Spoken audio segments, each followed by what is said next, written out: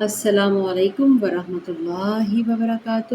آج ہم حروف تہجی میں سیکھیں گے نون کو۔ نون کا کنارہ اوپر والے دو جو ہمارے دانت ہیں ان کے مسوڑوں کے ساتھ اندرونی طرف ملتے ہیں۔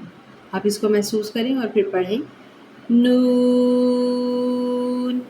دونوں مرتبہ یہ مسوڑوں سے ہی زبان جا کے ٹچ کرتی ہے اور ادا کیا جاتا ہے نون۔ ن ن ن دونوں ہی ن ن نون۔ اس میں آپ نے اپنے ہونٹوں کو تھوڑا سا گول کریں گے تو اچھے سے ادا کیا جائے گا نون نون نون۔